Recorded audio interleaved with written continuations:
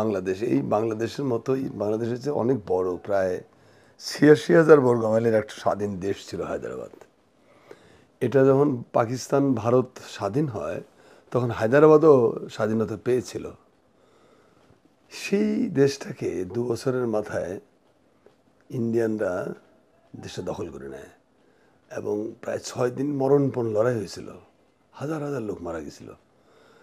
এটা পৃথিবী সেই সময় হায়দ্রাবাদ এমন একটা দেশ ছিল যা জাতিসংঘে তাদের প্রতিনিধি ছিল, পৃথিবীর প্রচুর দেশে তাদের দূতাবাস ছিল, তাদের নৌবাহিনী, বিমান বাহিনী, সেনাবাহিনী, সুপ্রিম কোর্ট, টাকশাল, এভরিথিং। এটা স্বয়ংসম্পূর্ণ দেশ ছিল হায়দ্রাবাদ। তো সেই দেশটা ভারত দখল করে নিল। দখল করে নিয়ে এমনভাবে হায়দ্রাবাদকে টুকরো টুকরো করলো যে হায়দ্রাবাদ বলতে এখন শুধু একটা শহর আছে, আর কিচ্ছু নেই। এর একটা অংশ তেলেঙ্গানা দিয়ে দিছে, একটা অংশ অন্ধ্রকে দিয়ে দিছে, একটা অংশ দিয়ে দিছে মহারাষ্ট্রকে, এরকম নানানভাবে কেটে কুচি কুচি করেছে। হায়দ্রাবাদ বলতে এখন শুধু একটা শহর। তো এই হায়দ্রাবাদ নিয়ে একটা কৌতূহল আমার মধ্যে ছিল যে একটা স্বাধীন দেশ কীভাবে ৬ দিনের যুদ্ধে একটা দেশ দখল করে নিলেন। জাতিসংঘের কাছে যখন হায়দ্রাবাদের প্রতিনিধি বলতেছে যে আমার যুদ্ধবিরতির দেন, জাতিসংঘকে বলছে, তখন পরাশক্তিগুলো জাতিসংঘকে যেটা বলেছিল সেটা হলো যে এটা নিয়ে একটা আলোচনা করতে হবে। নিরাপত্তা পরিষদের অধিবেশন ২০ তারিখে দেওয়া হলো, এমনভাবে ট্রেনের যে এর মধ্যে ইন্ডিয়া যাতে কাজটা কমপ্লিট করতে পারে, এবং তাই হলো। ১৮ তারিখের মধ্যে হায়দ্রাবাদের ফল করলো এবং তারপরে তো আর কিছুই থাকলো না। তো সেই হায়দ্রাবাদ আমাকে মাথায় ঢোকে প্রথমবার যখন সিকিম ৭৪ সালে যখন ভারত সিকিম দখল করে নেয়। সিকিম কিন্তু কোনো রক্তাক্ত অভ্যুত্থানের ভিতরে নেয়নি, গণতান্ত্রিক প্রক্রিয়া, পার্লামেন্টে নির্বাচিত এমপিরা ভোট দিয়ে দেশের স্বাধীনতা বিক্রি করে দিয়েছে ইন্ডিয়ার কাছে। তো এইটা ধাক্কা লাগে প্রথম আবার। তারপরে হায়দ্রাবাদ নিয়ে পড়াশোনা করি। এরপরে গেলাম লন্ডনে।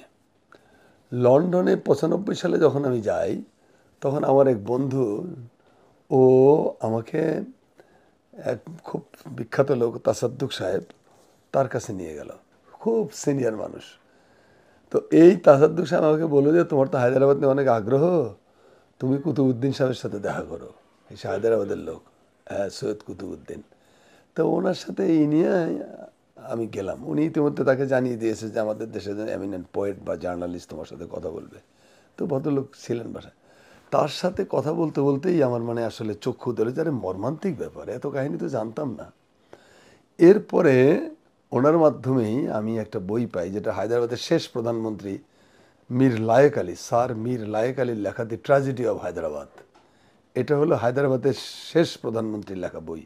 খুবই সুন্দর বই, অনুপুঙ্খ বর্ণনা আছে কি ঘটেছে, কি ঘটেছিল, কিভাবে ভারত এটা খেলো। তো এগুলো আমার মধ্যে কাজ করেছে এবং আমি যখন দেশে ফিরলাম তখন আমি এই ট্র্যাজেডি অফ হায়দ্রাবাদটা পড়ে ফেলেছি। ততদিনে দেখি যে আশ্চর্য ব্যাপার, হায়দ্রাবাদকে যেভাবে ভারত গ্রাস করেছে একই প্রক্রিয়া বাংলাদেশে চলতেছে, একেবারে সেম প্রক্রিয়া।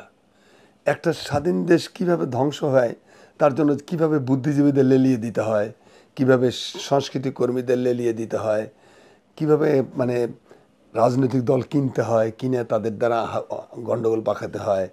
এই যে সংখ্যালঘু কার্ড ভারত প্রথম খেলে হায়দ্রাবাদে। এই সংখ্যালঘু কার্ড কেন ব্যবহৃত হয়, এরকম নানান কিছু দেখি যে বাংলাদেশের সাথে অক্ষর অক্ষর মিলে যায়। এই বিষয়টা আমার মনে হলো যে আমার দেশের মানুষকে জ্ঞাত করানো দরকার যে অ্যাকচুয়ালি হায়দ্রাবাদ থেকে শিক্ষা নিতে হবে। সিকিম তো এক ধরনের শিক্ষা দিয়েছে আমার, যে পার্লামেন্টের এমপিরা দেশের স্বাধীনতা বিক্রি করে দিতে পারে, এটা একটা প্রক্রিয়া। আরেকটা প্রক্রিয়া হলো সে হায়দ্রাবাদ যেভাবে দখল করেছে। হায়দ্রাবাদে ভারত আর্মি মুভ করার আগে হায়দ্রাবাদের কালচারাল মাঠ দখল করে ফেলেছিল, হায়দ্রাবাদের ইন্টেলেকচুয়ালদের সব কিনে ফেলছিল ইন্ডিয়া, হায়দ্রাবাদের পলিটিক্যাল পার্টিগুলোর মধ্যে ছিন্ন ভিন্ন করে দিয়েছিল, অনৈক্য মানে বিদ্বেষ, হিংসা ছড়াই দিয়েছিল। এইভাবে বাংলাদেশও তাই হচ্ছে। এইটা আমাকে মনে হয় আমার দেশের মানুষকে জ্ঞাত করানো দরকার। এই জ্ঞাত করানোর অভিলাষ থেকেই, আকাঙ্ক্ষা থেকেই আমার এই বইটা রচনা। আচ্ছা, যখন অনুসন্ধান করতে গেলেন, লিখতে গেলেন, কি কি বিষয় আপনাকে খুব বেশি মানে অবাক করেছে, আপনাকে আপনার হৃদয়ে রক্তক্ষরণ করেছে? অনেক কিছু, যেমন যে নৃশংস গণহত্যা ভারত চালিয়েছিল হায়দ্রাবাদে, সেটা রোমহর্ষক। হাজার হাজার মানুষকে হত্যা করেছে। যেমন সৈয়দ কুতুবউদ্দিন সাহেবের যে ইন্টারভিউ দিয়ে বইটা শুরু হয়েছে, সৈয়দ কুতুবউদ্দিন সাহেব তখন কেবল মানে জীবনে বিয়ে করেছেন কিছুদিন আগে। বিয়ে করার পরে তার ওয়াইফ ছিল সম্ভবত উকিল, ল পাশ করেছে উসমানিয়া বিশ্ববিদ্যালয় থেকে। তো সেই মেয়ের সাথে তার বিয়ে হলো। বিয়ে হওয়ার পরেই ভারতীয় আগ্রাসন শুরু হলো। এই আগ্রাসনে তিনি ভারতের বিরুদ্ধে যুদ্ধে অংশগ্রহণ করলেন। হায়দ্রাবাদের দু রকমের সেনাবাহিনী ছিল, একটা হলো রাষ্ট্রীয় সেনাবাহিনী, আরেকটা ছিল মিলিশিয়া। এই মিলিশিয়া ছিল এই এই রাজাকার শব্দটা কিন্তু হায়দ্রাবাদ থেকে আসছে। হায়দ্রাবাদের এই মিলিশিয়া বাহিনীর নাম ছিল রাজাকার বাহিনী।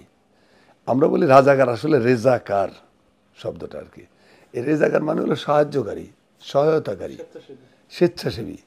তো এই রেজাকার বাহিনীর চিফ ছিলেন কাশেম রিজভি। কাশেম রিজভি খুব পপুলার জননেতা ছিলেন হায়দ্রাবাদের।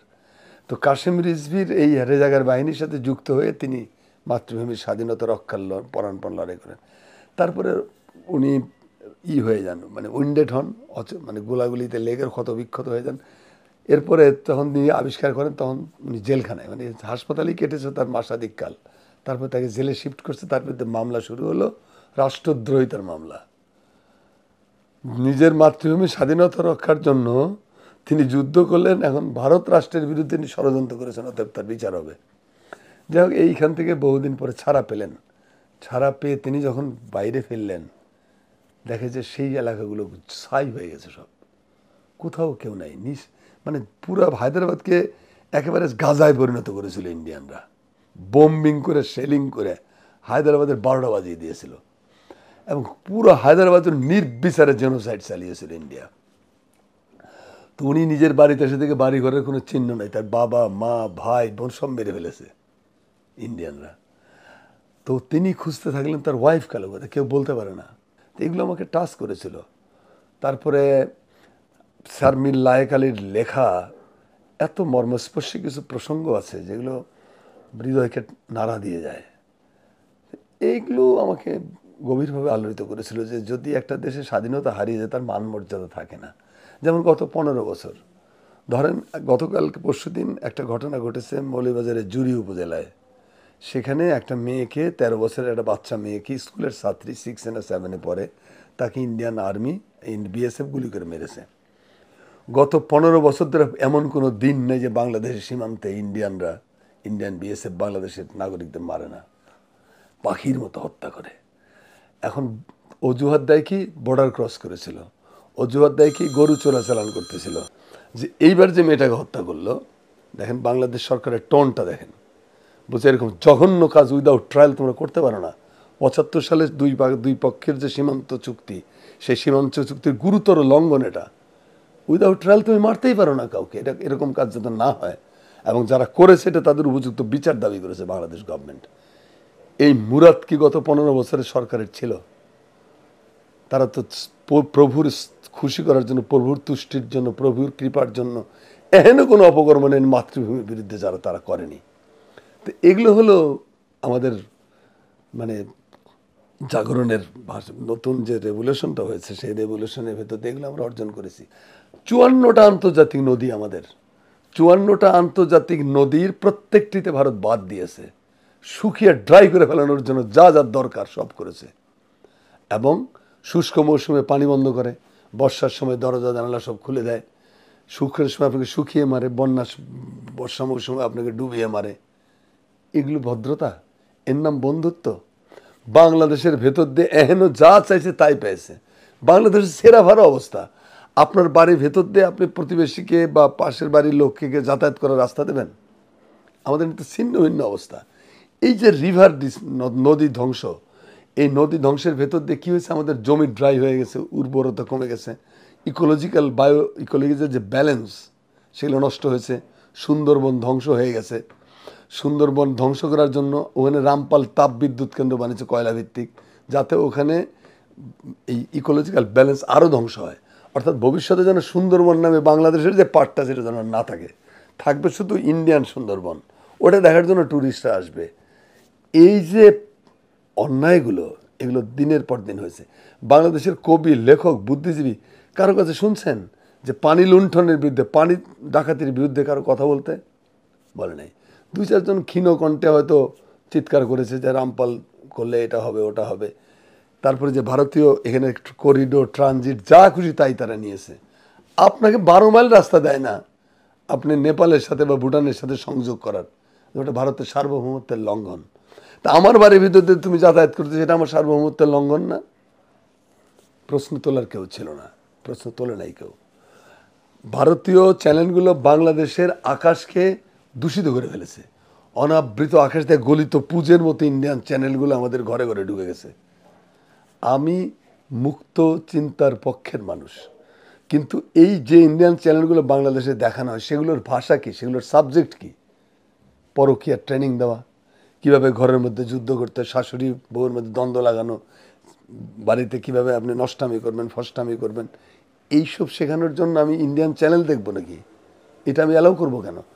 আপনি ইন্ডিয়ান চ্যানেল গোগ্রাসে গিলতেছেন, আপনাকে তো গেলানো হচ্ছে, ইট ইজ এ কালচারাল আগ্রাসন।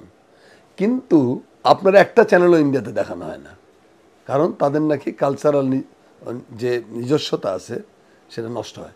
তো আমার চ্যানেল দেখলে তোমার নিজস্বতা নষ্ট হয়, তোমার চ্যানেল দেখলে আমার নিজস্বতা নষ্ট হয় না? এটা প্রশ্ন করার কেউ ছিল না গত 15 বছরে। এরকম শত শত উদাহরণ দেওয়া যায় যে ভারত শুধু ছোট লোকের মতো, ইতরের মতো, হলে নিচে আর নিচে। ভারত হলো এমন একটা দেশ যে হলো মানে প্রতিবেশীদের সাথে তার কোনো ভালো সম্পর্ক নাই। নেপালের সাথে তার সম্পর্ক তলানিতে। নেপাল ভারতের 2 জেলার পরিমাণ জায়গা নিয়ে নতুন মানচিত্র বানাইছে, যেটা আমার দখল করে রাখছিল ভারত। ভুটানের সাথে তার সমস্যা সেই হিমাঙ্কের কাছাকাছি। তার ভুটানের তো ধরেন কিছুই নাই, কাজে ভুটান কোনো আলোচনার বিষয় না। তবুও ভুটান আস্তে আস্তে রাইজ করতেছে। পাকিস্তানের সাথে তো এক চট দিলে পাকিস্তান আরেকটা চট দেয়, ওইখানেও সমস্যা। আফগানিস্তান তার সাথে সম্পর্ক শেষ, শ্রীলঙ্কার সাথে ভারতের সম্পর্ক শেষ, মালদ্বীপের মতো ছোট দেশ সেও ভারতকে বের করে দিয়েছে তার দেশের থেকে। মায়ানমারের সাথে তার সম্পর্ক নাই, প্রায় যা আছে সেটা খুবই সামান্য। একমাত্র কৃতদাস ছিল শেখ হাসিনার নেতৃত্বাধীন বাংলাদেশ। আল্লাহর রহমতে সেইটাও গত 5ই আগস্ট মুক্ত হয়েছে। তো এই যে এত প্রক্রিয়া 15 বছর ধরে হলো, এই প্রক্রিয়ার তো পুরোটা হায়দ্রাবাদের সিমটম। সেই হায়দ্রাবাদের সিমটম থেকে বাংলাদেশকে বেরিয়ে এনেছে আমাদের বাচ্চারা, আমাদের সন্তানরা বাংলাদেশকে বের করে এনেছে। যে স্বাধীনতা হারিয়ে গেছিল, 7ই নভেম্বরের যে পরাজিত শক্তি, যারা ক্ষমতা মঈনুল ফখরুদ্দিনের মাধ্যমে ক্ষমতা দখল করেছিল, তারা 15 বছর বাংলাদেশটাকে ধ্বংসের এমন কোনো প্রতিষ্ঠান নাই যার অক্ষত আছে। শিক্ষা ব্যবস্থা ধ্বংসস্তূপ, পাঠ্য বই প্রণীত হচ্ছে বিজেপির প্রেসক্রিপশন অনুযায়ী, বিচার ব্যবস্থা ধ্বংসস্তূপ। প্রধান বিচারপতি যান নিয়ে পালিয়ে দেশ ছেড়ে ভাগে, এরকম দেশ শুনছেন পৃথিবীতে কোথাও? পুলিশ দলীয় মানে গুন্ডা বাহিনীতে পরিণত করা হয়েছিল।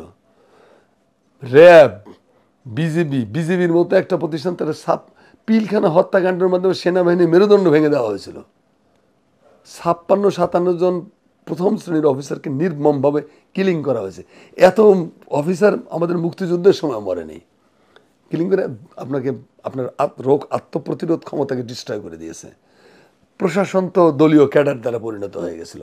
অর্থাৎ এভরিহোয়ার মিডিয়া, গণমাধ্যমকে গণমাধ্যমের সাংবাদিক যারা কাজ করে, তারা তো সাধারণ মানুষ, তারা তো পত্রিকাটা নিয়ন্ত্রণ করে না, তারা পত্রিকার আদেশ উপদেশ ফলো করে, এটাই তার চাকরি।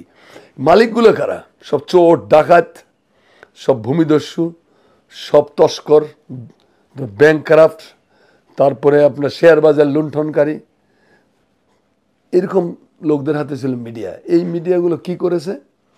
এই মিডিয়াদের শুধু শেখ হাসিনার স্থাবকতা করা ছাড়া, শেখ মুজিবের স্থাবকতা করা ছাড়া আর কোনো কাজ করেনি।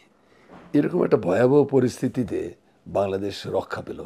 7ই নভেম্বরের যে বিজয়ী শক্তি, সেই শক্তি 2024-এ 5ই আগস্ট আবার বাংলাদেশকে উদ্ধার করেছে। পরাধীনতার গ্লানি থেকে, সার্বভৌমত্বের হুমকির থেকে, সব কিছু মিলে বাংলাদেশে এখন একটা এমন পর্যায়ে আসছে যেটাকে এখন আশ্বস্ত হওয়া যায়। তবে আশ্বস্ত হলে স্বাধীনতা অর্জন করা হয়তো সহজ, কিন্তু রক্ষা করা খুবই কঠিন।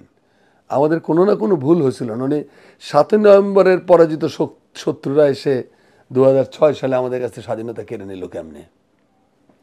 সতর্ক থাকতে হবে। এই জন্যে হায়দ্রাবাদের শিক্ষাটা সবসময় মাথা রাখা উচিত।